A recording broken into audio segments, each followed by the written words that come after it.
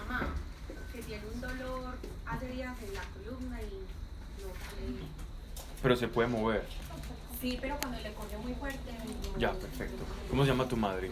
Rocío Rivera. Samuel, Rocío.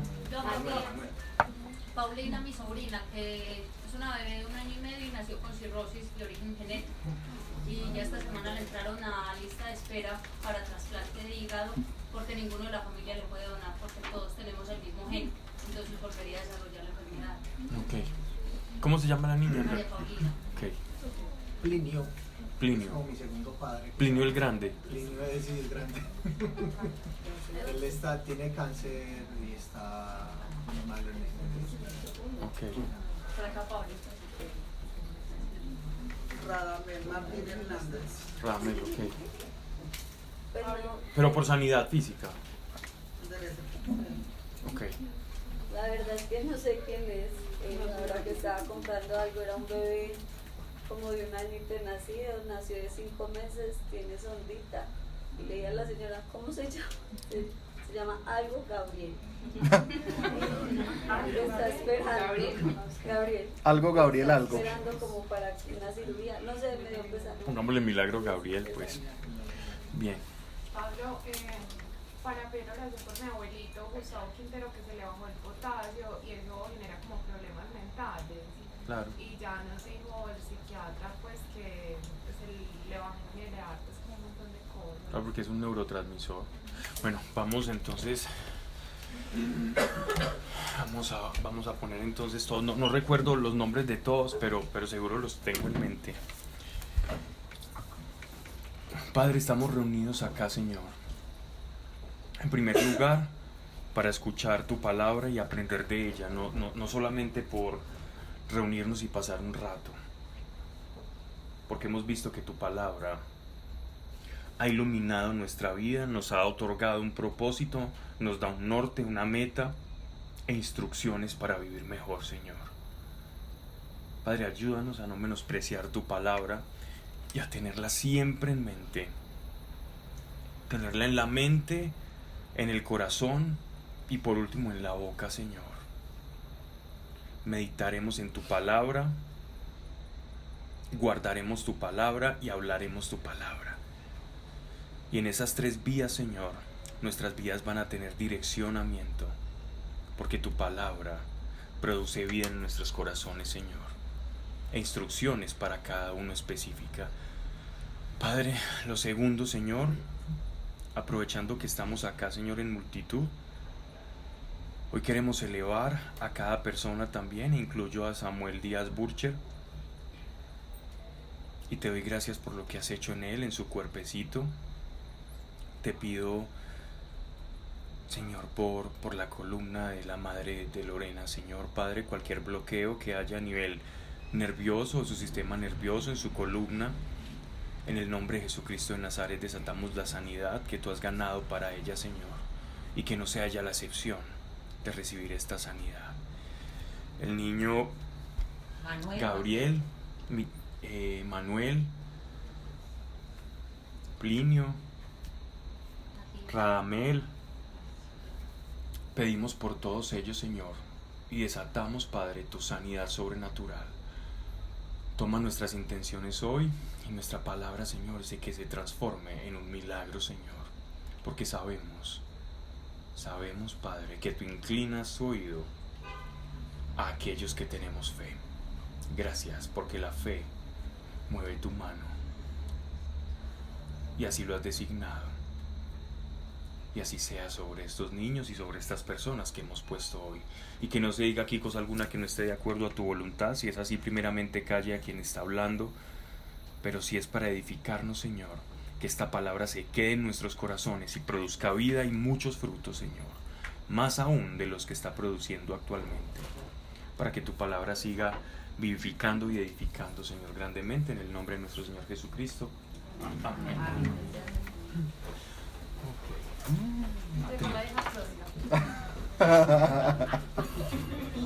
Bienvenida. Madre. Ya que llegó Patri, podemos empezar.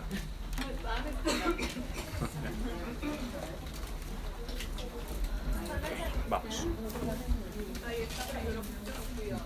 Carita llena. Bien, estamos leyendo el libro, la carta, perdón, del apóstol Pablo a la iglesia en Roma. ¿Ya?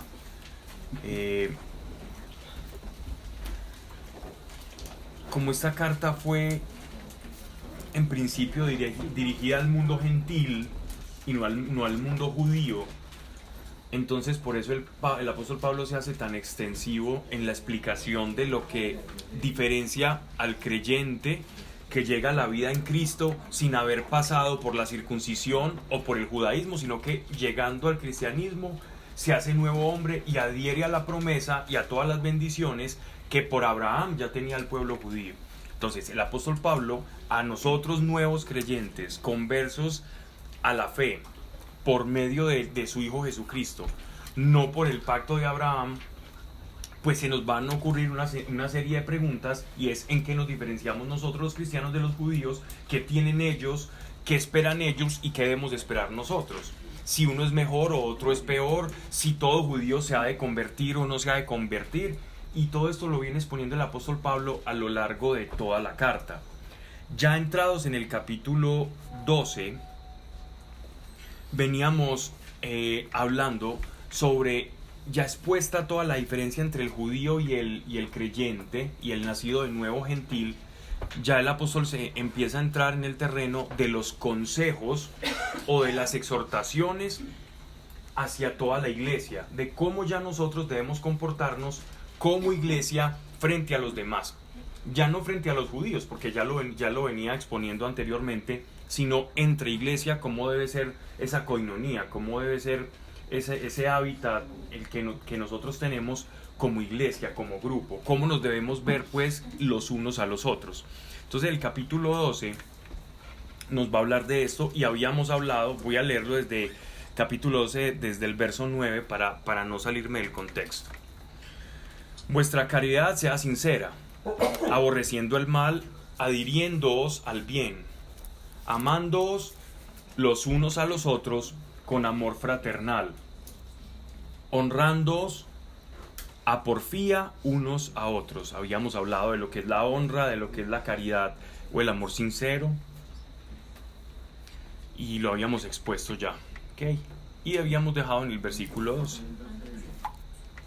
Dice, yo creo que esto ya lo habíamos hablado: vivid alegres con la esperanza, pacientes en la tribulación, perseverantes en la oración. Habíamos hablado de esa triada. Subvenid a las necesidades de los santos, sed solícitos en la hospitalidad.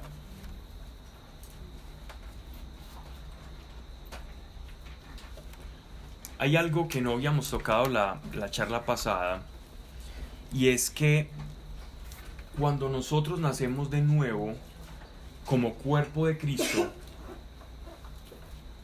si yo de verdad estoy nutriéndome de la savia espiritual que por el Espíritu Santo se forma en mí, las necesidades de mis hermanos son mis necesidades.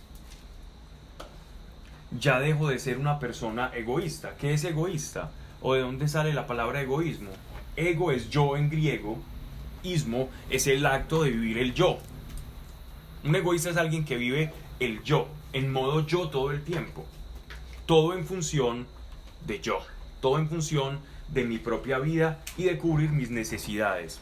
Pero cuando nacemos de nuevo a la vida en iglesia, entonces ese yo se empieza a fusionar con todos esos pequeños yoes que representan mis hermanos. De tal manera que ya no soy yo, sino que las necesidades de los otros son parte de mi yo. Y a eso es lo que llama el apóstol Pablo: subvenid a las necesidades de los santos, porque la necesidad del otro va a ser mi necesidad. No puedo pasar de largo o estar tranquilo sabiendo que uno de mis hermanos está pasando necesidad. Si yo, ok, que se la apañe como pueda. Entonces significa que el amor de Dios no está entrando en mi corazón. Porque cuando yo he recibido el amor de Dios, lo primero, se da de manera completamente automática. Lo primero que ocurre en mí cuando recibo el amor de Dios es que yo siento que tengo que expresar ese amor. Muchas veces nosotros no sentimos empatía por las necesidades de los demás porque tenemos la válvula que recibe el amor de Dios, que capta el amor de Dios, cerrada. No permitimos recibir ese amor de Dios o esa misericordia de Dios, bien sea porque no lo conocemos o porque no pasamos tiempo con Él o porque no creemos que nos ha perdonado y que nos ama. Y esa incredulidad es una primera barrera para que esa válvula que se abre o se cierra para recibir el amor de Dios permanezca cerrada. Y la manera en que nosotros aceitamos esa válvula para que se abra es la oración. Con la oración yo me acerco a Dios, y cuando me acerco a Dios, lo primero que va a ocurrir es que me voy a sentir amado. La primera condición que se percibe una vez nos acerquemos a Dios es la sensación, primero, no estoy solo. Segundo, soy amado. Si me siento amado, ya no me siento solo, porque cuando alguien te ama es porque existe un otro que está amando. Y si tienes un otro que te está amando, ya la soledad no tiene sentido para ti. No tiene sentido. Digamos, la soledad de la carne sí, porque podemos caminar con el Señor y experimentar soledad en la carne. Pues le pasó a Adán, y Dios dice, no es bueno que el hombre esté solo. Pero Adán podía caminar y hablar con Dios, y aún sin embargo le formó de su costilla a Eva. Entonces, en la carne podemos experimentar cierta soledad, pero aún a pesar de eso, podemos caminar en la intimidad con Dios y esa soledad desaparecer, esa soledad de Dios, de vacío espiritual. Entonces, miren lo importante que es que nuestro yo sea en función de los demás. Si tu yo crece en virtud de desmenuzar ese yo y hacer que la necesidad de los demás sea tu necesidad, ahí hay una persona que es verdadera iglesia. ¿Cuándo es verdadera iglesia entonces? Cuando mi yo es compartido con los demás. Ese es iglesia. Cuando mi yo es yo solamente, no hay iglesia. De hecho, resalto que esta es una de las diferencias más grandes, no solamente ontológicas y trascendentales, que existe entre el nuevo nacimiento o el cristianismo con las religiones de Oriente. Porque en las religiones de Oriente, para tomar un ejemplo, el budismo o el hinduismo es el camino del yo. Es el camino de un yo que se está emancipando, que se está liberando de una realidad o un ciclo de encarnaciones. ¿Y cómo se alcanza esa liberación o esa emancipación? A través de la iluminación, el satori, el nirvana, o en el hinduismo también se sale de esa rueda, de ese ciclo de reencarnaciones o respiraciones, emanaciones del Brahman, también a través de la iluminación, ¿cierto? Claro que tiene otro nombre, pero es como la iluminación de la conciencia o la disolución de ese yo. Pero miren la diferencia, y perdónenme si me pongo muy filosófico, pero miren la diferencia entre el cristianismo y las religiones de Oriente, porque en el cristianismo tu yo se disuelve en los demás.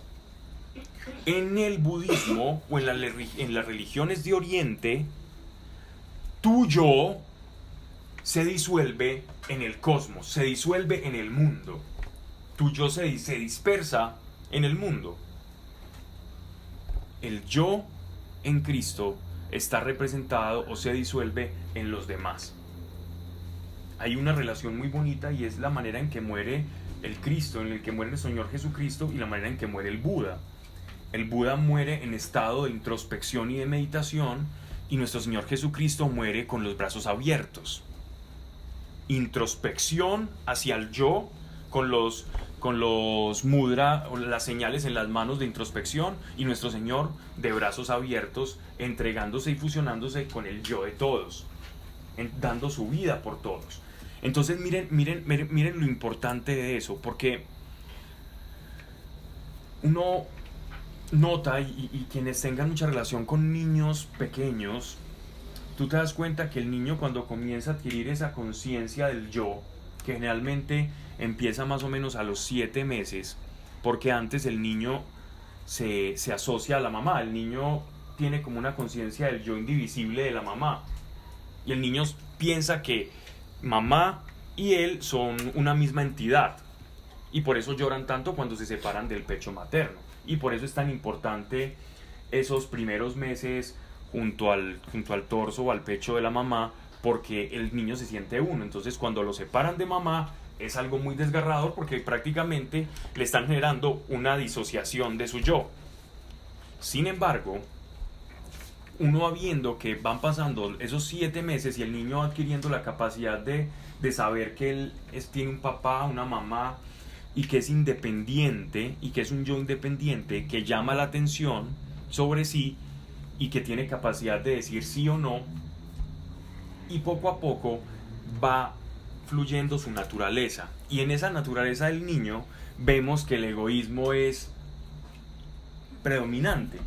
Esos niños son egoístas. ¿No han visto en un kindergarten unos niños peleando por un juguetico, o porque uno tiene un juguete que quizás nunca lo usa, pero por el hecho de que otro niño esté utilizando ese juguete, entonces ya se le desata ese yo egoísta y se arman una cantidad de escaramuzas entre esos pequeñitos? Y precisamente ocurre porque ese egoísmo es latente, ¿no? Es latente, y uno dice, no, es que los niños son unos angelitos. No, son la vil y cruda naturaleza humana expresada, egoísmo. Imagínense un niño de estos donde verdaderamente fuera menos torpe y pudiese hacerle daño a otro amiguito, se lo haría y no le daría pesar. Son indolentes, son muy poco empáticos por lo general, porque son egoístas y no se ponen en los zapatos del otro. Eso se va adquiriendo con el tiempo. Entonces miren que nuestra naturaleza per se es egoísta, y es algo que nuestro viejo hombre tiene como un sello, como una impronta con la que andamos desde que nacemos. Es una marca de nacimiento, y es algo con lo que tenemos que batallar. Y ojo, porque hablábamos la charla pasada, no me quedo yo predicando acá de un solo versículo para que podamos seguir, pero en la charla pasada hablábamos de servir en la carne y servir en el espíritu. Yo puedo servir a otros y estar camuflando un acto egoísta. Yo puedo parecer que estoy sirviendo a otros y detrás de mi intención tener un acto egoísta de complacerme en servir a otros. Y por eso es muy importante pedirle a Dios que examine nuestro corazón. Me explico, yo puedo decir, ay, qué rico porque estoy sirviendo y estoy ayudando a otros, pero detrás de eso se puede esconder una necesidad de proyectar ese yo, y no de que ese yo esté en función de los demás. Entonces, algo que para los demás puede verse desde afuera como algo muy bonito, muy filantrópico, muy caritas, muy amoroso, para Dios es apestoso, porque no nace del espíritu, sino que nace de la carne. Entonces, todo acto debe ser sometido al espíritu. Y de esa manera es que nuestro viejo hombre, nuestra vieja naturaleza va menguando, y nuestra naturaleza espiritual renovada por Cristo va saliendo, y vamos diferenciando. Uno dice, aquí el viejo hombre se está intentando levantar, pero como ya conoces los mecanismos, cómo se esconde, cómo se camufla, entonces lo vas aplacando. Y ese es el todo de la vida cristiana en cuanto a la formación del carácter: aplacar el viejo hombre para permitir que ese nuevo hombre renovado surja. Está haciendo frío, ¿cierto? Ok. Entonces dice, venir las necesidades de los santos, el yo común. Sed solícitos en la hospitalidad. Esto era muy frecuente también por aquello de las persecuciones, y porque había mucho, no solamente peregrinaje, sino predicadores itinerantes en la iglesia, y era necesario que muchos ofrecieran sus casas como hospedería, como hospedaje. Y también, siendo el apóstol Pablo descendiente de judíos y judío fariseo, como judío se tenía casi como un mandamiento, más importante incluso que muchas de las cosas que nosotros consideramos ahora mucho más morales, Para el judío la hospitalidad representaba un valor supremo, algo innegociable, porque el pueblo judío, cuando estuvo en la hambruna, cuando recuerden a Abraham, cuando venció aquella batalla de los 5 reyes y hubo una hambruna en Canaán, él fue a buscar refugio a Egipto. Y en Egipto les dieron unas tierras de pastoreo cerca a los deltas del Nilo, al sur de Israel, y ellos podían abrevar ahí y apacentar sus ovejas, su ganado. Y después ellos estuvieron en Babilonia y de alguna manera también recibieron cierta acogida, aunque fueron cautivos. Hubo un momento de paz, sobre todo cuando llegó el rey Darío, donde ellos tuvieron incluso como potestad de hacerse ciudadanos y conseguir y comprar bienes dentro de Babilonia, y muchos se quedaron en Babilonia. Hubo muchos judíos que terminaron allí. Entonces el valor de la hospitalidad para un peregrino del desierto es fundamental, porque ellos saben lo difícil que es caminar y el hambre y todo eso, y por eso es un valor supremo para ellos. Y el apóstol Pablo, pues simplemente haciendo alusión a esa identidad judía, nos dice a nosotros, como peregrinos en esta tierra, sabiendo que nosotros no somos de esta tierra ni pertenecemos a ella y estamos de paso en ella, que seamos hospitalarios también, porque nada nos pertenece, sino que todo es para el Señor. Y si un hermano está en necesidad, pues, y si tenemos la disposición de albergarlo, pues ¿por qué no hacerlo? Versículo 14. Bendecid a los que os persiguen. Esto no es lo normal. Que normalmente, si yo soy perseguido digamos en el trabajo, tengo por decir un jefe que me está atosigando, que me está persiguiendo, o tengo un esposo, o una esposa, o un amigo, o compañero, o un acreedor. Yo tengo una deuda y tengo un acreedor que está encima pidiendo. ¿Qué actitud tengo yo frente a eso? Porque digámoslo aquí, que la persecución todavía no ha empezado. Tenemos una persecución moral, ideológica, política y digámoslo así como social, por lo que creemos. Sin embargo, todavía no tenemos una persecución de la magnitud que sí había en la iglesia primitiva. Y dadas esas circunstancias actuales para nosotros, ¿cómo nosotros consideramos o cómo actuamos frente a aquellos que nos están persiguiendo? Lo que nos está diciendo el apóstol Pablo, Dios directamente, es mi actitud para con ustedes. Lo que yo quiero que ustedes hagan es, aquel que los persiga, bendíganlo. Yo tenía una amiga hace tiempo, bueno, todavía sigue siendo amiga, pero no hablo con ella tanto, y yo recuerdo que le teníamos de apodo la señorita Antiguo Testamento, le decíamos, porque cada que alguien le hacía algo, se le atravesaba una moto, un carro, lo que sea, se arrodillaba y le pedía justicia a Dios. Dios, haz justicia con esta persona. O no nos pagaban algo porque teníamos una sociedad en un negocio, y entonces ella iba, decía, espera un momentico, me voy a cerrar con Dios, y uno escuchaba por allá los berridos de la chica pidiendo justicia de Dios, y la apodamos señorita Antiguo Testamento. Es interesante porque ella decía, yo soy hija de Dios, y si alguien se mete con la hija de Dios, pues entonces se la tendrá que ver con Dios, y voy a clamar por justicia. Pero recuerden que la justicia de Dios se manifiesta en la cruz del Calvario. El acto de justicia más grande de Dios a lo largo de toda la revelación y de toda la historia de la salvación es la sangre de Cristo. Es la muerte del Cordero. Y si ese es el acto de justicia de a quien que nosotros llamamos maestro, si es que le consideramos maestro, entonces ¿cómo debe ser la actitud de aquellos que le consideramos tal? Hacer lo que Él hizo. Señor, perdónalos porque no saben lo que hacen. Y los bendecía. Entonces nosotros obraremos de esta manera.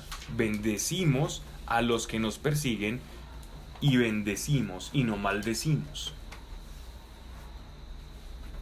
Bendecir. ¿Alguien sabe qué es bendecir? Dime. Desear bien. Desear bien. Desear es en la mente. Decir es establecer. Hacer bien, ¿no? Bendecir es bien decir, maldecir es maldecir, o sea, es el acto de hablar, de proferir, de declarar, de expresar. Pero entonces no le dice a esa persona. No. No necesariamente, porque incluso lo puede tomar como un acto ofensivo, ¿cierto? O un sarcasmo, que es lo más normal que lo tome. Me dan un zapatazo y yo te bendigo, te bendigo.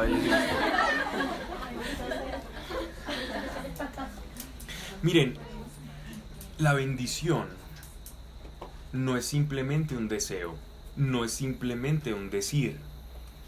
Conozco casos de personas que por una maldición, por algo que palabras que han sido emitidas en una familia comienzan a desatarse cosas. Y si hay poder para la maldición, y la maldición, el maldecir, la maledicencia, el expresar el mal sobre otro o el declarar el mal sobre una situación, produce algo, ¿cómo no va a producir el bien decir si el Espíritu Santo está dentro de nosotros? Entonces, en este orden de ideas, la bendición es el poder de declaración que tiene la iglesia para producir la voluntad de Dios. La bendición es la capacidad, el poder que por medio del Espíritu Santo nosotros tenemos al hablar o al expresar, de declarar la voluntad de Dios sobre una persona.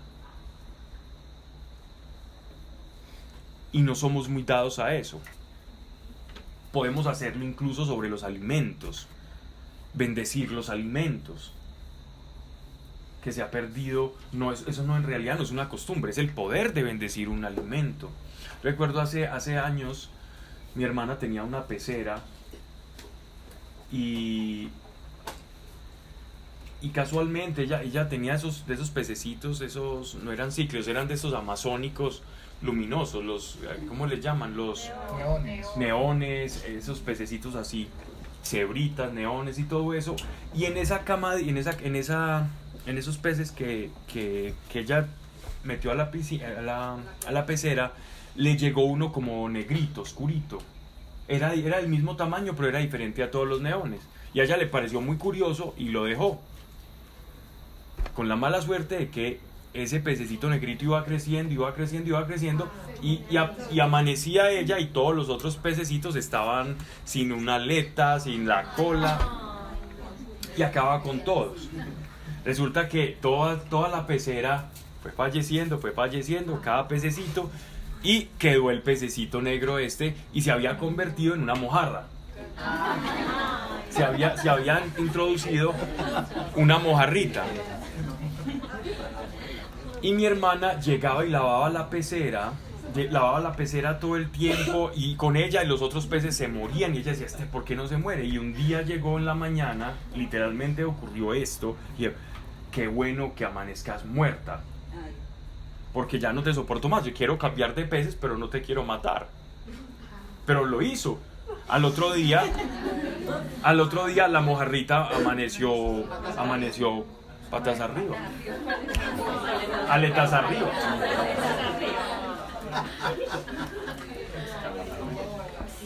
Y ella fue y me contó la historia. Pablo, mira lo que pasó. Y yo le dije, usted lo declaró, él la mató. Le impartió un poco de culpa, pero en realidad no sabemos que las declaraciones que hacemos sobre nosotros, mira lo que tú piensas y dices sobre ti mismo. No voy a ser capaz, esto me pasa a mí, es que Dios hace las cosas en los demás, pero conmigo no. Cuando tú estás haciendo eso, lo que estás es maldiciendo. O sea que una queja es una maldición. Para decirlo así, por ejemplo, si me quejo por mi trabajo, ay, qué pereza mi trabajo, vea que los demás pues tienen un trabajo mejor. Eso es una maldición. La queja no, lo segundo sí, porque lo segundo no es una queja, es una declaración. La queja no es una declaración, si está haciendo calor, pues decir, ¿qué calor? Eso no es una maldición, efectivamente está haciendo calor. Pero Pero cuando tú llamas una cosa por tu percepción, con tu boca, es una declaración maledicente. Es decir, estás declarando algo malo y quizás no es lo real. La embarro. Entonces mire que la maldición necesariamente no es desearle el mal al otro con palabras como la que hacían las gitanas antiguamente. No necesariamente una maldición es el mal de ojo y este tipo de cosas. La maledicencia parte de la mala expresión sobre nuestro destino, sobre nosotros mismos, incluso sobre nuestras capacidades. Pero que por ejemplo, lo que pasa muy común que las mamás, cuando dicen que las mamás siempre tienen También. la razón y te dicen a veces cosas a vos. Sí, eso es muy natural. Entonces tengamos cuidado porque en nuestra boca está. Si sabemos que la bendición es el poder que tenemos nosotros para declarar, entonces pensemos también la maldición, porque el mismo poder opera para lo uno o para lo otro.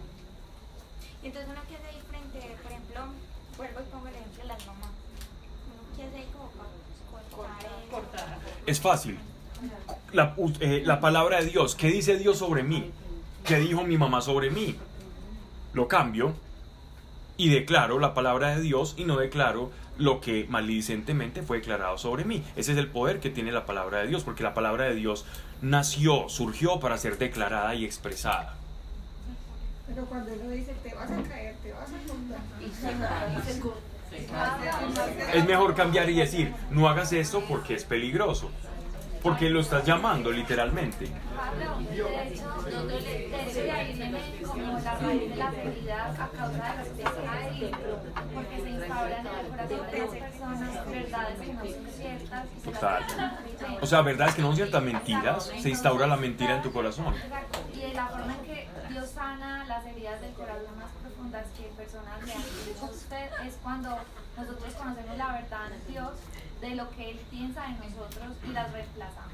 Exacto. Es su proceso. ¿Sí? Eso es lo que se llama la renovación de la mente. Por medio de la palabra. ¿Cómo se renueva la mente? Por la palabra. ¿Cómo hago algo que está viejo y que tengo que renovar, tengo que cambiarlo? ¿Cómo lo hago? Con la palabra. ¿Qué dice Dios de aquello que me fue dicho? Miren algo. El apóstol Pablo nos hablaba en los primeros capítulos que la ley, para el que no la cumple, se vuelve ¿qué? Una carga así, pero respecto a lo que estamos hablando. Saber cuándo han pecado. También, ok, ese es el sentido más teológico, está muy bien, ese es el sentido más teológico, pero ¿en qué se vuelve? Se vuelve en una maldición para mí. Lo que me debía salvar termina siendo como una maldición para mí. Porque lo que me está diciendo es, no podés entrar a la presencia de Dios. Entonces lo que es para bendición resulta siendo para maldición. Y miren el sermón de la montaña. Hay un paralelismo entre el Antiguo y el Nuevo Testamento en el sermón de la montaña, capítulo 6, 5, 6 del Evangelio de Mateo. ¿Alguien sabe o alguien recuerda cómo empieza nuestro Señor a predicar en ese altico del monte? ¿Cómo empieza? Bienaventurado, sí, está bien. De verdad. Para que vean lo que quiero resaltar acá, que es importante. Mateo, las bienaventuranzas, capítulo 6, 5, 6.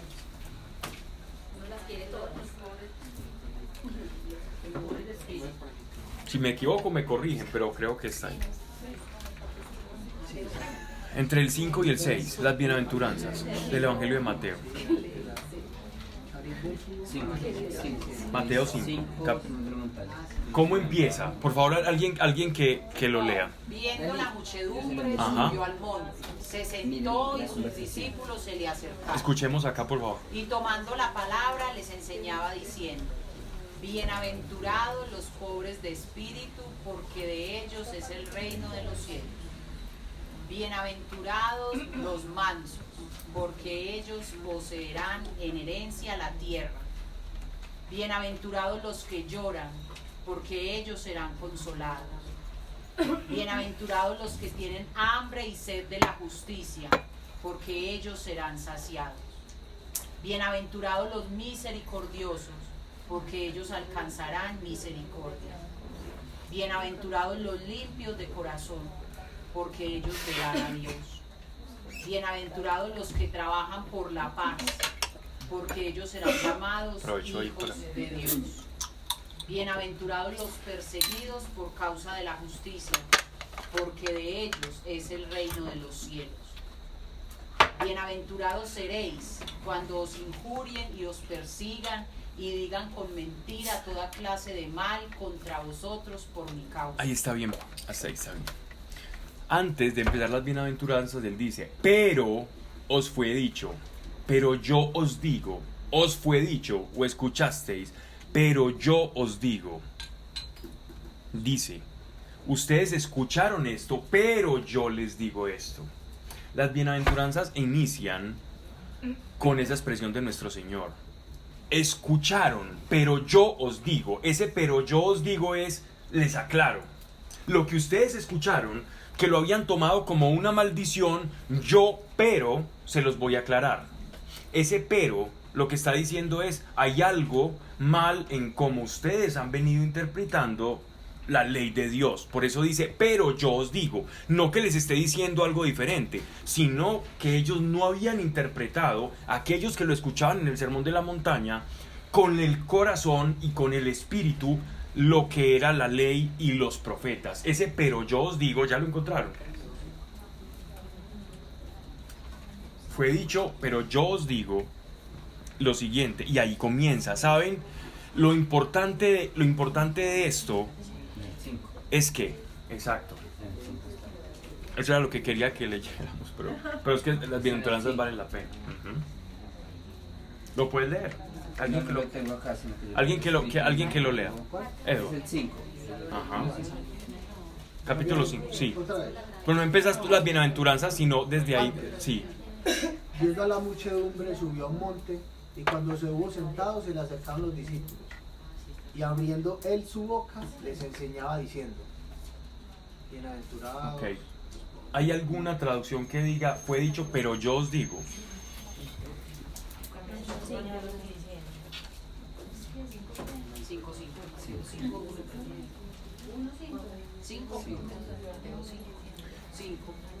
La manera en que nuestro Señor les estaba enseñando era, ustedes consideraban la ley y los profetas, pero yo les voy a enseñar cuál es el contenido. Lo que era para ustedes maldición, yo lo voy a transformar en bendición. Ese es el punto. Entonces, bendecid a los que los persiguen, bendecid y no maldigáis. No maldigáis es, miren que no dice no maldigáis a otros, maldecir puede ser sobre nosotros mismos y sobre nuestra vida. Y es más común maldecirnos propiamente cada uno que maldecir a otros. No maldigas de tus capacidades, di lo que Dios dice de ti y bien vas a decir. Y eso es un trabajo diario, ¿no? Versículo 15. Alegraos con los que se alegran. Esto ocurre relativamente poco, ¿no? Alguien se alegra y normalmente ¿qué es lo que pasa cuando al vecino le está yendo bien? Y a uno no tanto. La envidia. Envidia traduce desear la vida del otro. Eso es envidia. Alegraos con los que se alegran. Cuando yo me alegro con aquello bueno que le pasó al otro, aun pese a que de lo que esa persona se esté alegrando es de lo que yo carezco. Si me produce alegría, la alegría del otro, entonces significa que mi vieja naturaleza se está quebrando. Y al quebrarse, la nueva naturaleza está saliendo. Y cuando esa nueva naturaleza emerge, la sensación de libertad es inigualable. Ser libre de alegrarme con las cosas que le pasan a los demás. Eso es señal inequívoca de que algo está roto en ti. Pero lo malo está roto en ti, el cascarón del viejo hombre. Alegraos pues con los que se alegran, llorad con los que lloran. Ya esto es compasión, y ya sí es más humano y es ese amor que da la consolación, que sí es más natural. Es más natural ver a alguien llorando e irle a consolar o sufriendo y extenderle la mano que alegrarme con aquel que se alegra. Pero miren que aquí lo ponen a la par. No caminemos chuecos en el amor, alegrémonos, que eso es amor, alegrémonos con lo que le pase a los demás. Si a alguien lo promovieron en tu trabajo y quizás no trabajaba tan bien como tú, o tú creías que no se lo merecía, pero esta persona la promovieron, alégrese, alégrese. ¿Por qué no? Si le está yendo bien. ¿Por qué nos comparamos? Alégrese de los demás. Porque Dios se va a encargar de ti.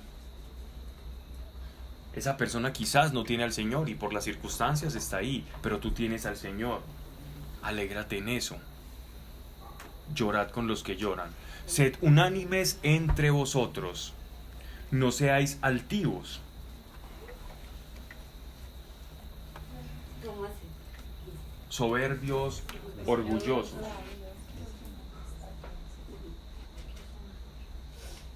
Seamos uno, tomémonos en cuenta que todos somos parte del cuerpo, ¿no? No seáis altivos, altivos es soberbios, más allanaos a los humildes. Ya hemos hablado mucho que la humildad es la verdad. La humildad no es ni menos de lo que soy, ni más de lo que soy. La humildad es ser lo que soy y ya. Sé matemáticas, entonces digo sé matemáticas y no soy soberbio por eso. Dígalo y ya. Ahora, pero la soberbia es como una enfermedad del corazón, pues por una herida. Puede producirse por una herida, pero ya está en nuestra naturaleza, por la herida del pecado. Somos soberbios por naturaleza. La soberbia es anteponer mi yo al de los demás. Eso es soberbia. Es mi yo por encima del otro. Es cuando yo me miro al espejo, veo mi yo muy grande y cuando miro alrededor veo un montón de yo pequeñitos. Eso es una persona soberbia. Y puede no parecerlo, pero eso es la soberbia. Y es un germen destructivo en el corazón. Eso es como full semilla de Adán, ¿cierto? Sí, claro. Full semilla.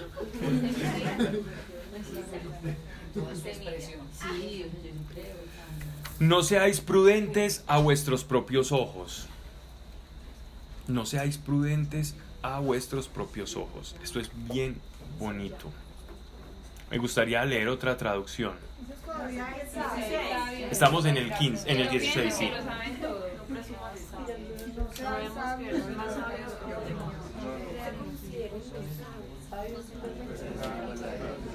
Eso es muy importante. No importa cuánto tiempo lleves caminando en el Evangelio, no importa cuántas experiencias hayas tenido con el Señor, cuántos enfermos hayas visto sanarse, cuánta Biblia conozcas. Eso no te sirve absolutamente de nada si no amas. No sirve para nada. De hecho, te estorba.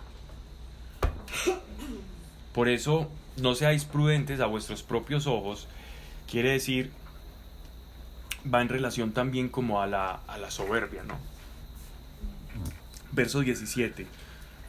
No volváis mal por mal. Esto es un resumen pues de la práctica del amor. Ese es un resumen de lo que nuestro Señor nos dejó. Si te arrebatan, vas y te arrebatan tu manto, entonces entrégalo, ¿cierto? Si te dan a quitar uno, no. Si vas a cambiar un paso, a dos. Si te dan una bofetada en la mejilla, entonces vuélvele la otra. Todo dentro del contexto y la pedagogía de la humildad y la mansedumbre, no de la estupidez o de perder la dignidad humana, obviamente. Entonces dice: procurad lo bueno a los ojos de todos los hombres. A ser posible, y cuanto de vosotros depende, tener paz con todos. Mire que el apóstol Pablo es supremamente práctico y no nos está diciendo uno no puede tener paz con todo el mundo. Y ya dice pues la canción que no somos monedita de oro. Y no puedes tener paz con todos, porque hay personas sencillamente que no quieren tener paz contigo. Tú quieres tener paz con ellos, pero ellos no quieren tener paz contigo. No puedo hacer más nada. Pablo, pero por ejemplo cuando eso pasa, uno cómo actúa. Mi paz os dejo, mi paz os doy. O sea, me voy, os dejo.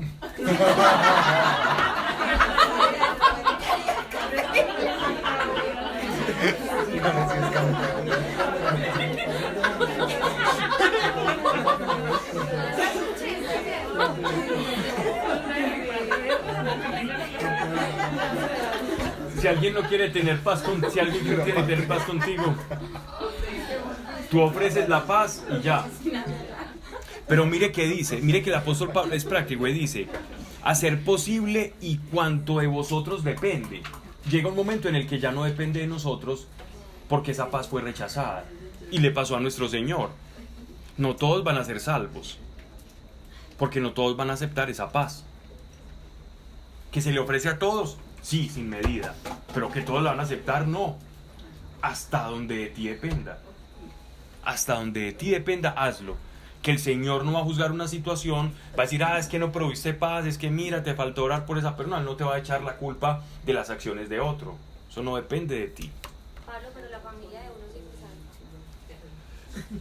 Pues por la promesa de... Tú y tu casa serán salvos, Cornelio. ¿Tú crees eso?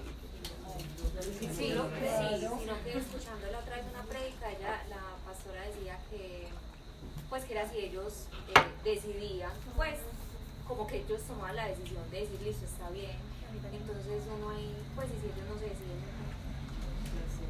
Te vuelvo y te pregunto, ¿tú lo crees? Antes de morir nos van a abrir. Yo lo creo. Prefiero creerlo. Porque si lo dejo de creer, estoy dejando de usar mi fe para el que no tiene fe. Y que mi fe, poquita o mucha, la pueda repartir yo, aunque sea en los que me concierne a mis hermanos y a mi familia. Yo he visto personalmente toda mi familia ir camino de Dios. Un día decidí creer que yo y mi casa íbamos a ser salvos. Y sigo creyéndolo. Y uno a uno voy viendo cómo van siendo transformados. Y no dejaré de creerlo. ¿Qué casos se han visto? Casos se han visto. Pero sigo creyendo. No volváis mal por mal, procurad lo bueno a los ojos de todos los hombres. A ser posible, y cuanto de vosotros depende, tened paz con todos. No os toméis la justicia por vosotros mismos, porque la justicia es del Señor. Amadísimos, antes dad lugar a la ira de Dios, pues escrito está, a mí la venganza, yo haré justicia, dice el Señor. Por lo contrario, si tu enemigo tiene hambre, dale de comer. Si tiene sed, dale de beber. Que haciendo así, amontonáis carbones encendidos sobre su cabeza. No te dejes vencer del mal, antes vence el mal con el bien. ¿Qué significa esta expresión de acumular ascuas o carbón sobre la cabeza? Era una forma en la... pues que el apóstol Pablo utiliza una analogía del argot militar, en el que acumular ascuas sobre la cabeza era cuando incendiaban ese territorio y después los arqueros que estaban defendiendo una fortaleza, entonces atacaban ese terreno y se encendían todos esos carbones y las personas que estaban huyendo o estaban combatiendo se incendiaban en todo ese territorio. Entonces acumular ascuas sobre mi cabeza significa cuando yo estoy haciéndole bien a una persona que me está haciendo mal o le estoy pagando bien por mal, entonces en el día del juicio aquello que va a acusar a esa persona va a ser aún más grande. Eso es lo que nos está diciendo. Para esa persona va a ser aún peor todo el bien por el cual se le pagó su mal, porque ese bien por el que se le paga por el mal lo tiene que llevar a él a una reflexión. Por lo general, la reflexión por esa contradicción o contraponiendo esa situación va a decir, ¿yo qué estoy haciendo? Y eso puede ser oportunidad o bien para acumular condenación o también para recapacitar y para llegar a un quebranto, entonces, y al arrepentimiento. Entonces miren que es de doble vía. Cuando no es aceptado suma la condenación, más cuando es aceptado, todo lo contrario. Entonces por eso tenemos que pagar al mal por bien y a aquellos que nos hagan mal, bendecirlos. No es fácil. No es fácil porque hay una sensación de justicia, hay una necesidad de justicia en el ser humano. Todos tenemos una necesidad de justicia, de retribución. Si a mí me hacen algo, yo tengo que desquitarme. Miren una discusión en pareja. Cuando sabes que la pareja en algo tiene la razón, pero tú tienes que desquitarte. Entonces puede que te salgas de contexto en medio de la discusión y le saques una perla de una discusión pasada en la que tú sabías que tenías la razón. Entonces de esa manera vas equilibrando y vas ajustando. Eso es muy natural en los seres humanos y en las parejas. Es una necesidad imperiosa que tenemos los seres humanos de retribución, pero también hace parte de nuestra naturaleza caída. Si comprendemos en el espíritu que la retribución es de Dios, entonces para todas las situaciones, y miren que puse simplemente una como la más pequeña, dejemos que Dios sea quien haga esa justicia. Permitamos que sea Dios quien haga justicia con esa persona. Y puede que la justicia que haga con esa persona no sea amonestándola, si es lo que estamos esperando. Es que, ay Dios, no, haz tu justicia, no la mía, yo no le voy a responder, pero haz tu justicia. Pero en esa intención que yo tengo de que Dios haga justicia, quiero que Dios retribuya o me retribuya aquel dolor, aquel daño. Estoy haciendo lo mismo, porque la intención sigue siendo igual. Y miren que muchas veces la justicia de Dios va a ser el perdón de esa persona. Porque ¿en dónde se manifiesta el acto más grande de justicia? En la cruz. Y entonces Dios, ¿qué va a hacer con esa persona? Va a imponer el acto más grande de justicia que tuvo Jesucristo. Él va a decir, tú estás equivocado, necesitas arrepentimiento, pero yo ajusticié a mi hijo, pagué por ti, eso se llama justicia, para que tú vuelvas a mí. Entonces justicia en ese caso es lo mismo que ira. Sí. Lo que pasa es que la ira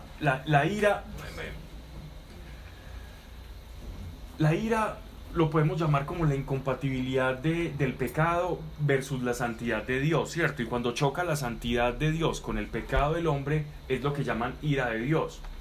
Pero también es la justicia. La justicia de Dios es que Él cumple su palabra. Eso es justicia, que Él lo que dice lo cumple.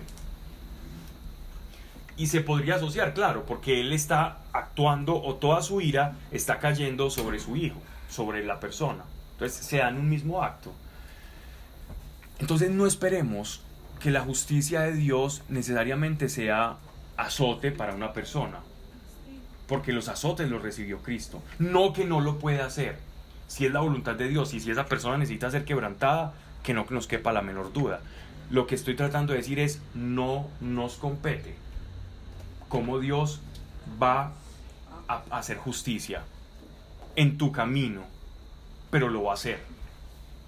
Confía en que Dios va a hacer justicia en tu camino, pero no esperes que sea tu justicia, sino la suya. O sea que uno no hace esa oración, Dios hazme justicia. No es necesario. Yo no debería bendecir al que le robó. Sí. Pero ¿sabes qué, Pablo? De celulares de 700 para abajo, si es de 700 para arriba, ya queda muy duro. No, claro que sí. Pablo, pero ¿qué dijo que yo no escuché, perdón? Que si a uno le roban, por ejemplo, si a uno le roban un objeto, hay que bendecir a esa persona así. ¿Quién lo hace? ¿Cómo lo bendigo? Con la boca, con la boca. ¿Quién me habla? ¿Quién me habla? Con la boca. Bendecir es, que hablábamos de la bendición. La bendición es una declaración con mi boca. Así uno no lo está sintiendo. Claro, así uno no lo esté sintiendo. Es quien dijo que uno se tenía que sentir muy bonito cuando lo robaron. No, es verdad, pero la pregunta es buena, o la aclaración es buena. Nuestro Señor Jesucristo se sentía muy rico mientras era azotado, latigado y le ponían la corona de espinas. Pablo, pero uno puede decir que Dios lo bendiga, pero en el corazón no, pero no puede estar así. No importa. En el corazón lo perdonas y con tu boca lo bendices. Porque se perdona con el corazón y se bendice con la boca. Y que le digo mi celular, así. Uno no bendice con el corazón, uno bendice con su boca o con sus manos. Uno puede bendecir con la boca o con las manos. ¿Cómo?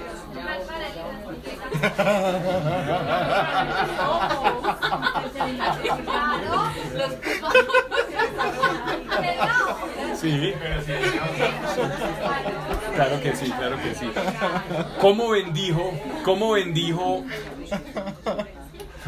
bendijo Jacob a sus 12 hijos? Imponiendo manos. ¿Cómo bendijo Aarón al pueblo, Moisés al pueblo? Levantó sus manos y los bendijo. O a sus hijos sobre sus cabezas los bendecía. Y solo los patriarcas de Israel solo bendecían una vez. Ellos sabían que eso era como un revólver con una sola bala. Y sabían que esa bendición era muy seria. Tan seriamente se tomaban la bendición que miren lo que pasó con Isaac y Jacob. Él dijo, hijo, ya no te puedo bendecir, ya bendije, literalmente, ya me gasté, ya la bendición, mi bendición, la que me otorgó el Señor, ya la he hecho. Pero también él dice, no, pero bendíceme y hace, y él lo hace, pero él ya sabía que la bendición estaba sobre Jacob, porque es como una sustancia, ¿no? La bendición es algo real, es algo que tú cargas. Entonces miren, que sí, normalmente, y pensándolo bien, yo estaba aquí haciendo como un backup de eventos, robos y cosas, sí, y no quedó muy bien parado, porque lo normalmente que uno dice pues, o maldice al Estado, o maldice a la policía, o maldice las cámaras de seguridad, o maldice el sistema financiero, todo. Somos maldicentes por naturaleza y quejumbrosos. El paisa naturalmente se queja demasiado por todo. Y luego somos de quejas, ¿no? Ahora es cierto que pues a mí me pasa a veces que yo veo que Dios hace justicia, pero ya no me parece chévere, pues no, a pesar del otro. No. ¿Sí me entiendes? Pero es importante que sea la voluntad de Dios. Ah, sí, pues pero uno dice como, pues, sí, como que sí. Les voy a contar algo que me ocurrió donde uno siente ese fresquito maledicente. Una vez íbamos a dar iba a orar por alguien en el centro comercial Oviedo. Ya me iba a tomar el pico y placa, recién habían inaugurado la 4 Sur, entonces estaba subiendo por esa lomita y hay un momento en el que me tenía que girar a la izquierda para irme al centro comercial, pero yo estaba por el carril de la derecha. Entonces yo no tenía cómo poderme vincular a ese carril izquierdo y había un taxista y yo le hice caras, le hice, bueno, por favor, que me dejara pasar, ya no podía, yo ya estaba pasado el pico y placa, ¿sabes? Y él me miró una vez y solo miraba hacia el frente y así, y aceleraba y se le pegaba milímetros del carro de adelante y yo ya no sabía qué hacer, entonces yo me iba metiendo a poquito, pero pues, no dejaba, no me daba espacio. Y llegó un momento que él, por no darme espacio, choca al vehículo, que era un vehículo de alta gama que tenía adelante. Y entonces claro, él quedó ahí bloqueado, la persona que iba manejando ese otro vehículo se baja furioso a reclamarle y él me deja todo el espacio para yo poderme meter. Y yo le hice así.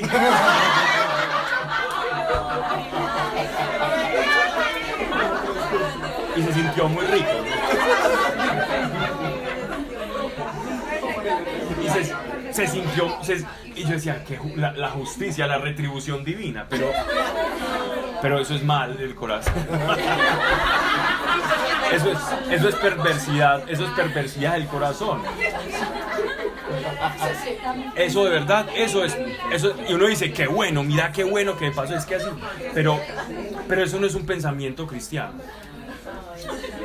Quizás uno entiende, él se lo ganó porque yo no lo violenté, pero sentir felicidad porque él tuvo una tragedia y en verdad si él no me quería dejar pasar, él estaba en todo su derecho de no hacerlo.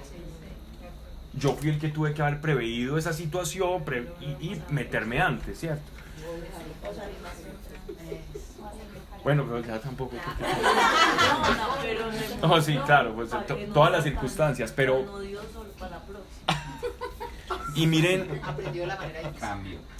que si uno se pone a reflexionar, nuestra antigua naturaleza está a flor de piel todo el tiempo. Y nos preguntamos, ¿por qué será que yo no escucho a Dios? ¿Por qué será que a los demás les habla y a mí no? ¿Por qué yo siento que Dios hace cosas? ¿O por qué para alguien es como tan fácil escucharlo y por qué para mí no? Porque Dios sencillamente no le va a hablar a tu antigua naturaleza. Dios le habla a la nueva naturaleza. Dios tiene comunión con la nueva naturaleza. Con la vieja no tiene nada. Con la vieja naturaleza no tiene parte ni convite, no tiene absolutamente nada que ver ya. El bautismo es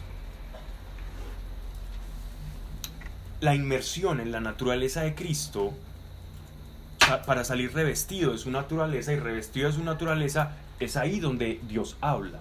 El Espíritu habla a tu nueva naturaleza. A la vieja no, porque no la puede escuchar. La vieja naturaleza solo escucha el yo.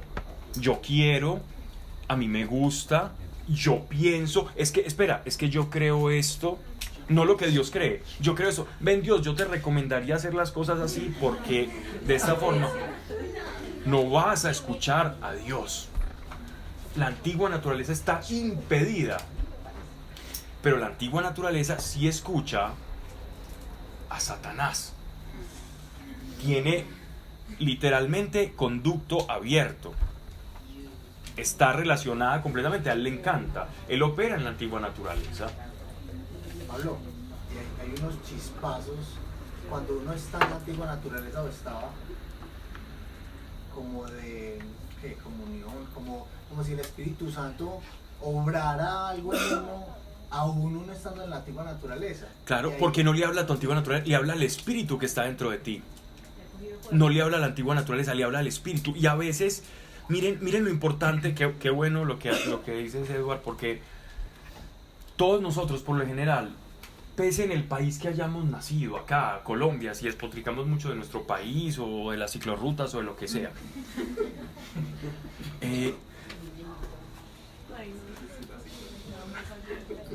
miren, pese lo que tenemos acá, sea como sea, nosotros tenemos una semilla del Evangelio heredada de nuestros ancestros acá. Tenemos algo muy valioso. Allá en Japón, en los países escandinavos, por ejemplo, que tenían esa semilla y la fueron perdiendo. Ahora en España, las grandes catedrales de las que se vanagloriaban los reyes, los duques, los condes, ahora simplemente son museos. Museos donde la gente va a ver la arquitectura gótica, el barroco, los monumentos renacentistas. Pero acá nosotros todavía tenemos una semilla del Evangelio, y gracias a esa semilla que fue injertada en nosotros, mal o bien, no importa, así sea una abuelita diciendo cosas como las haya interpretado, pero ahí hay una semilla que nos facilitó el que cuando escuchásemos la palabra nosotros pudiéramos reaccionar a esa palabra más fácil que quizás una persona que ya tenga por completo esa semilla enterrada o asfixiada entre maleza. Y esa semilla es por la cual Dios mismo puede hablarnos a nosotros, aun a pesar de estar completamente inmersos en esa vieja naturaleza. Y ahí es cuando uno ve esos milagros de personas que están en lo último, en una sobredosis o a punto del suicidio, o en un estado de una situación límite humanamente posible, y sienten que Dios les habla, o sienten una luz, o en una enfermedad terminal y hay un arrepentimiento y una regeneración y un perdón familiar y muchas cosas que me ha tocado ver pasar, y es porque esa semilla fue injertada y tenemos esa semilla que llega al Espíritu. O sea que, Pablo, el hecho de tener, pues, como de no estar en gracia de Dios, o de tener un pecado dominante que ante los ojos de Él no sea, pues, como muy grato a la vista, impide a uno, no, necesariamente no le impide a uno tener ese diálogo con Él. No, No, porque siempre lo vamos a tener. Siempre vamos a tener un pecado dominante. Pero una cosa es tener un pecado dominante, otra cosa es tener un estilo de vida. El estilo de vida de pecado y el pecado son cosas muy diferentes. Un estilo de vida no es una conducta de la que yo me puedo arrepentir, pero que yo todavía estoy inmersa en ella. No es una caída. Yo puedo tener una caída en cualquier cosa. Dije una mentira, juzgué a alguien, o lo que sea. Pecado, lo que sea. Ahora, la condición de estilo de vida de pecado, esa es la que no te permite estar en esa gracia. Porque prácticamente una condición de vida de pecado es rechazo a la gracia por completo.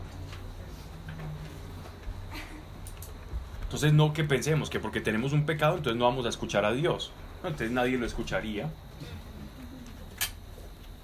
Pero si tenemos más aplacada nuestra antigua naturaleza y se rompe ese cascarón, recuerden la alusión que hacíamos al grano de trigo, entonces más fácilmente esa sintonía se va a recuperar. La cuestión es de sintonía, es como ir moviendo el dial para encontrar y sintonizar. Vamos a tener menos ruido, porque la carne hace mucho ruido. El espíritu es más apacible, pero en la medida en que callas el ruido que no te permite sintonizar la estación de Dios, aplacando la carne, entonces el espíritu va a ser más asequible y vas a escucharlo más fácilmente. Y ahí vas a poder seguirlo, porque el que es espiritual es aquel que sigue lo que el espíritu quiere. Esa es una persona espiritual, aquella que sigue el espíritu. Aquella que sigue a la carne es una persona carnal. Los deseos de la carne ya sabemos cuáles son, y los del espíritu sabemos ya cuáles son. Entonces dice, hemos avanzado un poquito. No volváis mal por mal, procurad lo bueno a los ojos de todos los hombres, hacer posible y cuanto de vosotros depende tener paz con todos. No se puede con todos, entonces, pero procurarlo. Verso 19. No os toméis la justicia por vosotros mismos, amadísimos. Antes dad lugar a la ira de Dios, pues escrito está: a mí la venganza, yo haré justicia, dice el Señor. Dejemos a Dios, no nosotros. Por lo contrario, si tu enemigo tiene hambre, dale de comer, si tiene sed, dale de beber, que haciendo así amontonáis carbones encendidos sobre su cabeza. No te dejes vencer del mal, antes venced al mal con bien. Ese no te dejes vencer del mal no es una pelea externa, sino interna.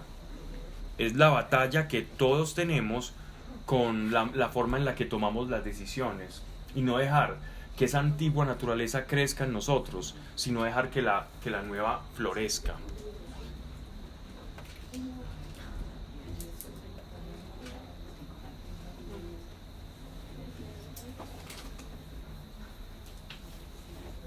Mateo 5, capítulo 39.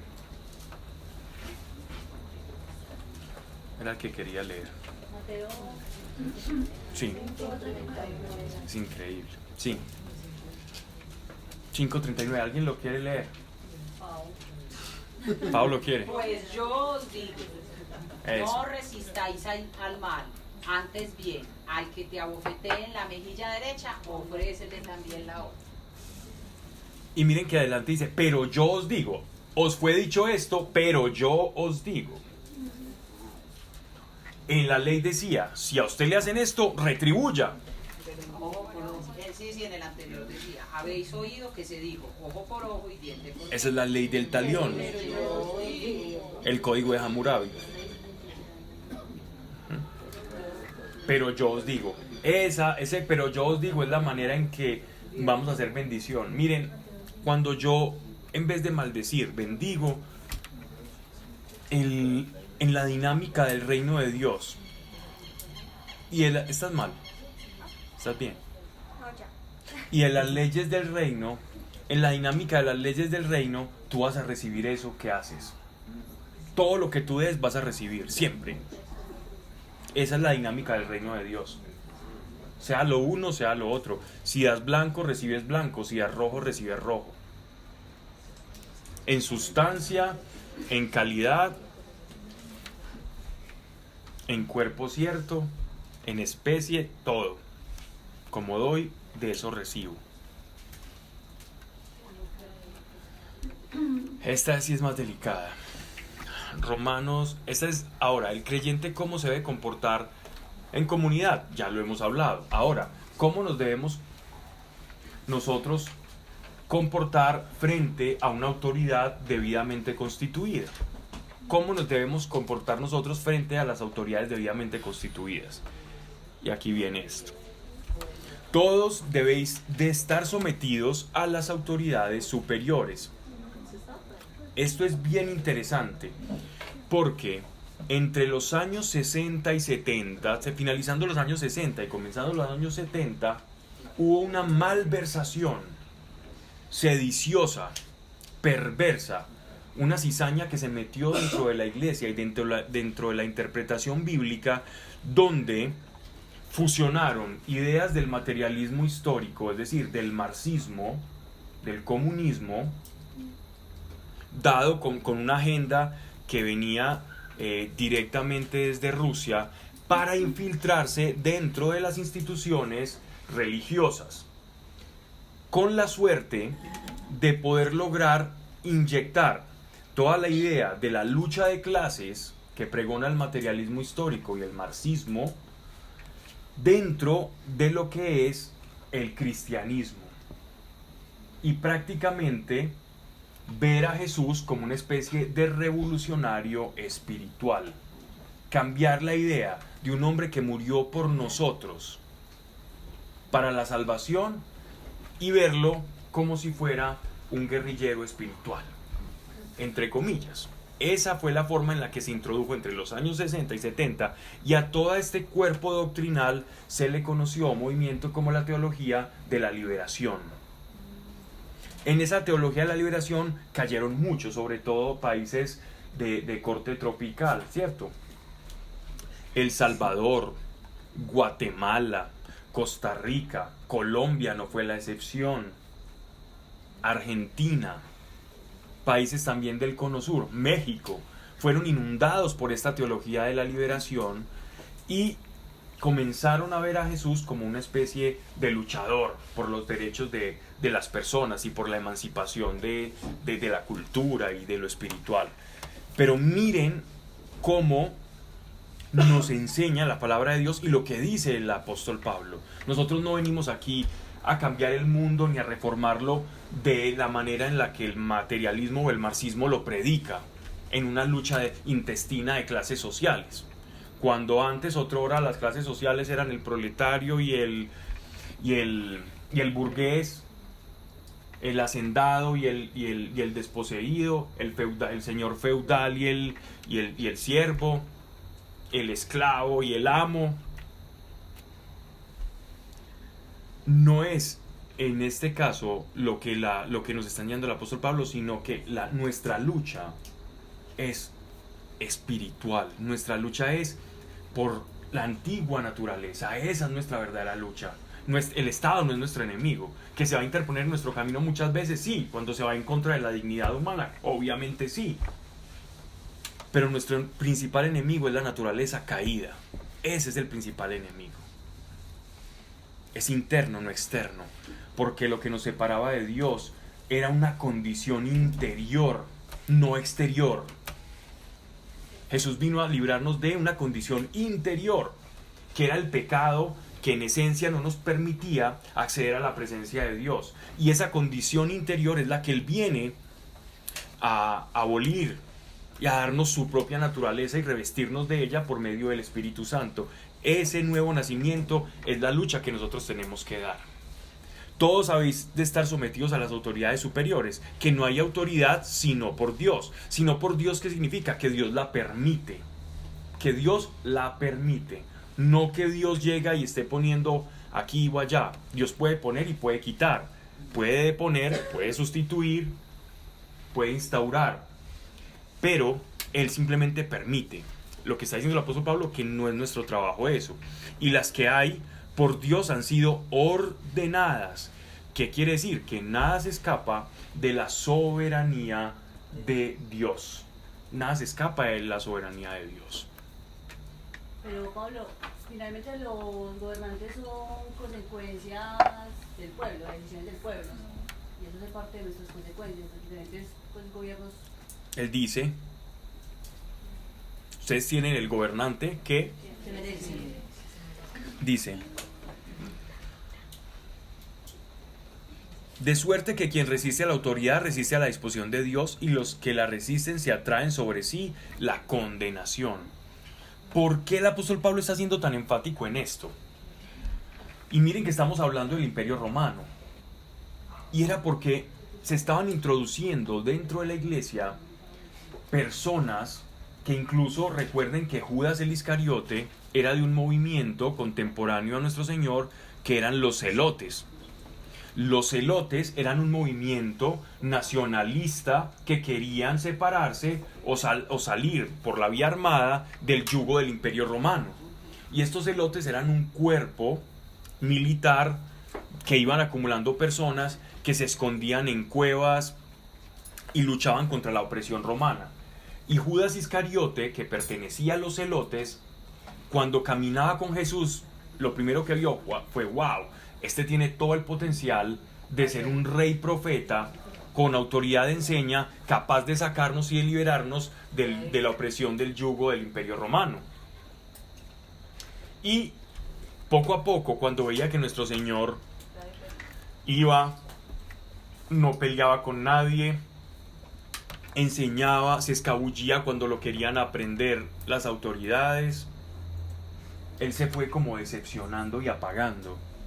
La actitud de Judas poco a poco es la de una persona defraudada de aquel que le está enseñando, porque siente que no va a ser el líder militar que estaba esperando, sino que incluso a este hombre, para colmo de males, está anunciando su pasión. Está diciendo que va a ser entregado. ¿Cómo lo vamos a dejar entregar? ¿Usted por qué se va a ir y se va a entregar? Eso es todo lo que se opone a dar una batalla, a dar una guerra. Y en esa paradoja, en esa disyuntiva de emociones encontradas de Judas, fue que se produce la entrega, la traición. Prefiero recaudar fondos para la causa de la liberación de Israel, o para mi propia causa y mi yo, que para la causa de este señor que hace milagros, pero que se va a ir como oveja al matadero. Entonces miren cómo maquina el corazón cuando quiero hacer mi voluntad. Aunque la voluntad de Judas en sí era separarse del yugo romano, que eso en esencia sea malo, no, pero no era la voluntad de Dios. La voluntad de Dios era morir por todos nosotros. Y aún una intención que no es mala se puede oponer a la intención y voluntad de Dios. Por eso nuestro papel como iglesia es pedirle al Señor: Señor, hágase tu voluntad. Señor, muéstrame tu voluntad, porque ¿cómo voy a hacer tu voluntad si no la conozco? Señor, hazme conocer tu voluntad para ser hacedor de tal voluntad. Y aquí nos está diciendo parte de esa voluntad. Porque los magistrados no son de temer para los que obran bien, sino para los que obran mal. Estamos hablando de los buenos magistrados. ¿Quieres vivir sin temor a la autoridad? Haz el bien y tendrás su aprobación. Porque es ministro de Dios para el bien, pero si hace el mal, teme, que no en vano lleva la espada. Es ministro de Dios, vengador para castigo del que obra el mal. Se está refiriendo a las autoridades judiciales y que imponen el orden. Estamos hablando en una época en la que Roma todavía no se había vuelto en contra de los intereses de la iglesia. No había empezado la primera ola de persecución. Entonces el tenor de la manera en que el apóstol Pablo habla es muy sutil respecto a las autoridades. Pero ya vemos un lenguaje más inflamado en Apocalipsis, cuando ya hablan de la bestia, hablan de las 7 colinas de Roma, y refiriéndose a Nerón, a Vespasiano y a todos los que iban a ser, Adriano, que iban a ser los grandes persecutores de la iglesia. Entonces dice: pero si haces el mal, teme que no en vano llegue a la espada, es ministro de Dios, vengador para castigo el que obra mal. Verso 5. Por eso es preciso someterse, no solo por temor del castigo, sino por la conciencia. Pagadles pues los tributos. Están hablando aquí de la nuevación de impuestos. Yo sé que dan mucha rabia, y que si uno tiene una tendencia más bien libertaria o de corte liberal, pues vas a sentir que un impuesto es una manera en que el Estado te pone una pistola y te dice: no, es que lo tienes que pagar, literalmente. No es algo voluntario, no es un tributo, sino que realmente lo tienes que hacer. Pero miren lo que dice el apóstol: pagadles pues los tributos. La evasión de impuestos es contraria al Señor. Evadir impuestos es contrario a Dios. A veces nos creemos muy muy inteligentes por evadir impuestos, o mire, no me logré como desviar los impuestos y todo eso. Pero eso es lo que nos está enseñando la palabra. Otra cosa es justificarlo, ¿cierto? Sacar facturas de la gasolina y pagar eso, pero eso es otro cuento. Por eso es porque ya los está pagando. Simplemente está haciendo una sustitución. Es correcto. Una pregunta. Sí. Respecto a lo que estábamos hablando justo antes de esto, entonces, si yo soy creyente como consecuente, ¿no debería ir a pelear o hacer marchas y esas cosas en contra de esta gente que está como promoviendo el aborto y esas? Pero eso es diferente, porque eso es muy diferente, porque lo único que hay, esa marcha es defender, literalmente es defender la vida, ¿cierto? Pero estoy marchando en contra de los que están legislando, o sea Pero la marcha está amparada legalmente, entonces no estás actuando en contra de los establecidos. Pero sí, yo digo eso. Sí. Yo como de abogado, pues, Pero es verdad, está dentro de los derechos de hacerlo. Otra cosa es que lleguemos y formemos una iglesia armada para ir en contra, pues, sí. Vamos y nos encontramos. Si estas personas aprueban, por ejemplo, estas cosas que están proponiendo, nosotros no nos vamos a someter a ellas. Es decir, pero no nos vamos a ir en una lucha armada contra ellos. Nos vamos a someter a la autoridad. Pero cuando la autoridad del mundo riñe con los principios de Dios, ni un paso atrás. Ni un paso atrás. Porque entonces, ¿cuál es tu autoridad? Cuando los principios de la autoridad del mundo, si robarte a 10 años de cárcel, yo qué me voy a poner a reñir con eso. Pero cuando te están diciendo, o por ejemplo, de repente en tu colegio le empiezan a enseñar cosas extrañas a tu hijo, entonces ¿quién va a educar a mi hijo? ¿El Estado o yo? Y tú no le vas a dar ese derecho que Dios te dio a ti como autoridad dentro de la casa para delegársela al Estado. En ese caso saco al colegio y homeschool, porque no hay de otra. Pero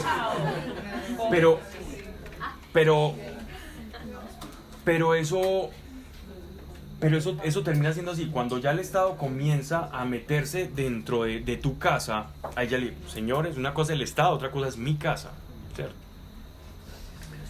Su ministerio y Dios constantemente ocupan en eso. Pagad a todos los que debáis. Pagad a todos lo que debáis. A quien tributo, ¿quién tiene deudas? Pagad a todos lo que debáis.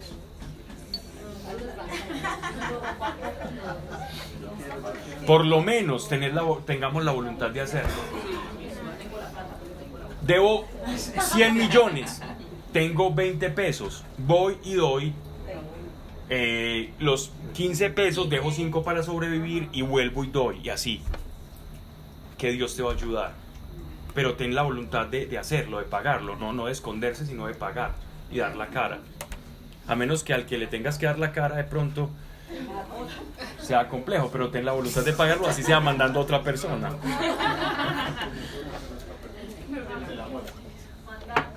Pagadle pues los tributos, que son ministros de Dios, constantemente ocupados en eso. Pagad a todos lo que debáis. A quien tributo, tributo. A quien aduana, aduana. A quien temor, temor. A quien honor, honor. Es decir, tenemos respeto con las autoridades. Miren la manera en la que Pablo, por ejemplo, se refería a las autoridades. En Hechos de los Apóstoles, cuando él estaba, por ejemplo, en el discurso que ante Félix, o un tal Festo, que él habló con él, y él le daba como su honor.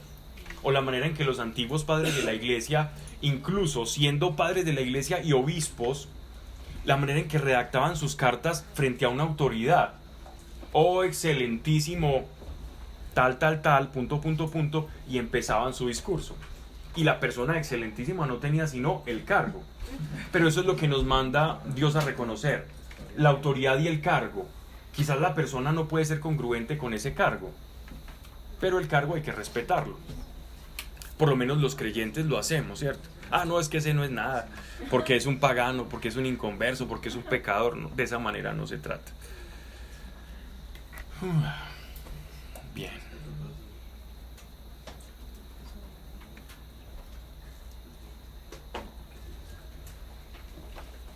Son consejos muy prácticos y eso hace bonita la carta a los romanos, que tiene muchos matices.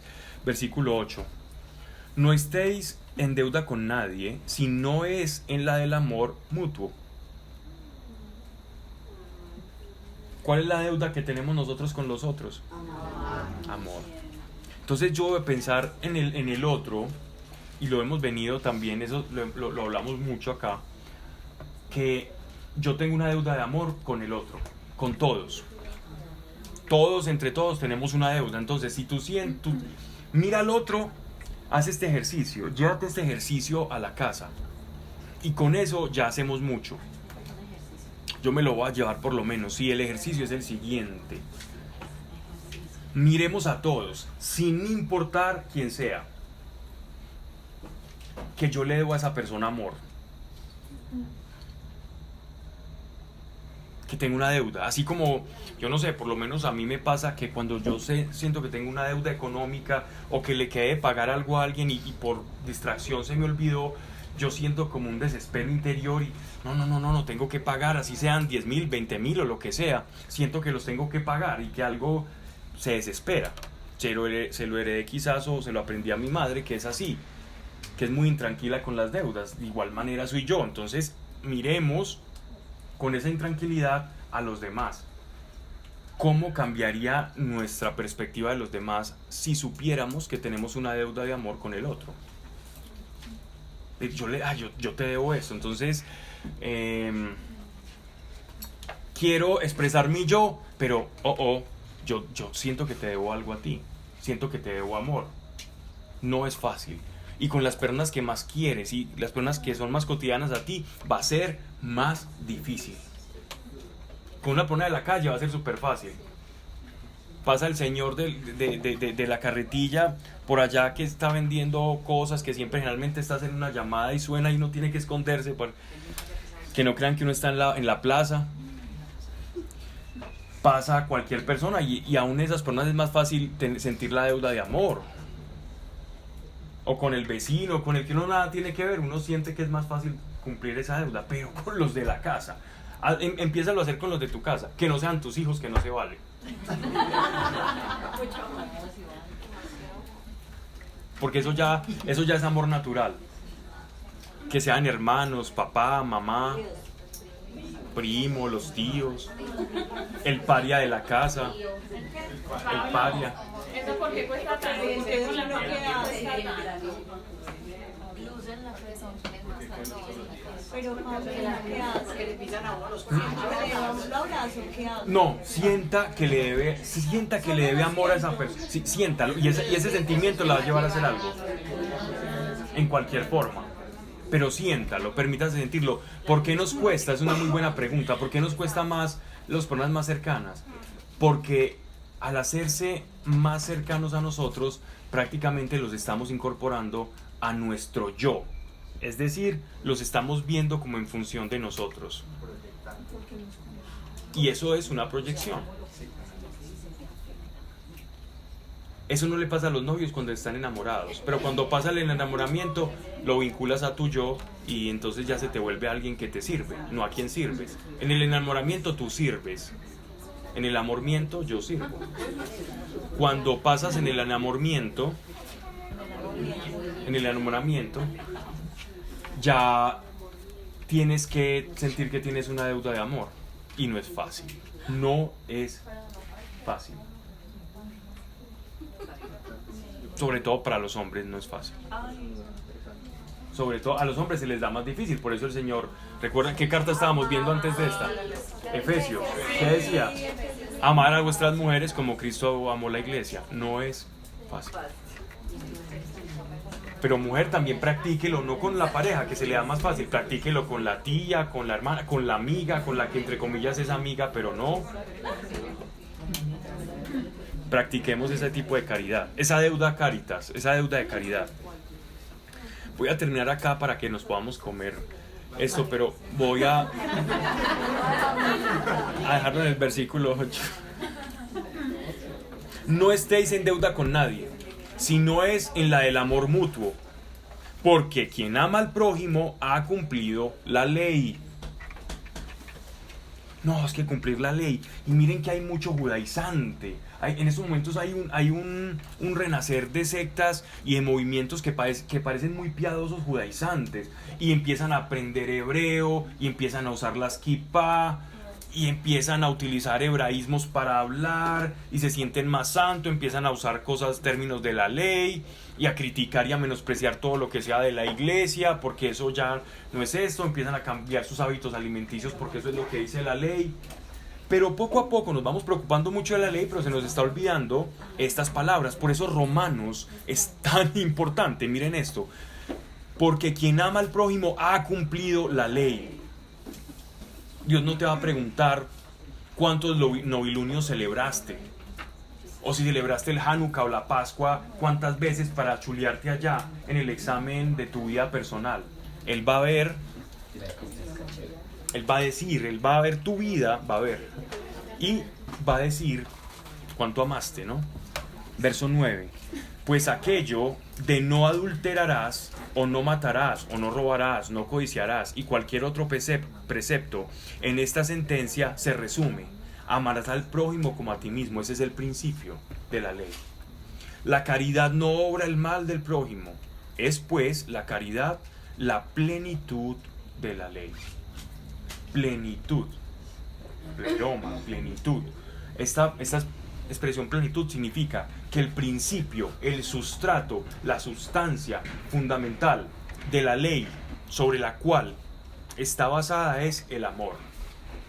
No importa la forma, sino el principio, en este caso, para nosotros. Para quienes no conozcan a Cristo, les toca ir a la forma, por lo menos, porque la forma habla de Cristo. Pero para quienes tenemos a Cristo, no nos importe tanto la forma más que la sustancia, que es el amor. No por eso no hemos de aprender del pueblo judío, porque mucho y de sobra tienen para enseñarnos, en su devoción y en su actitud, pero las cosas según su medida.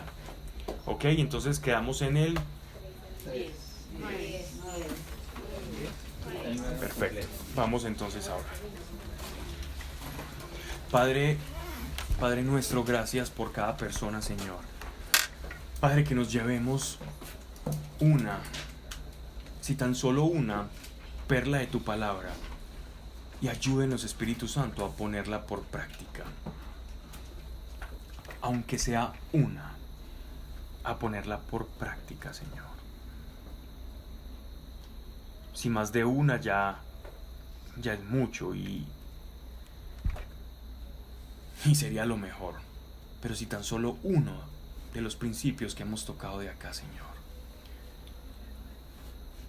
es sembrado en nuestro corazón, hoy bendigo esa semilla que por medio de tu palabra ha sido sembrada, para que dé frutos, y cada persona acá, Señor, dé de qué hablar, primero en su familia, después en sus amigos, después en quienes le rodean, e incluso sean testimonio para muchos, porque tu palabra no ha llegado vacía, sino que ha dado fruto. Y la semilla, Señor, rociada por la oración y rociada por caminar contigo en intimidad, esa semilla pueda dar fruto, Señor, y dar a la luz tu promesa y saber que tu palabra es veraz. Llévenos con paz, Señor, en el nombre de Jesús. Amén. Gracias, Pablo. Listo. Gracias. Bueno, venga, pues.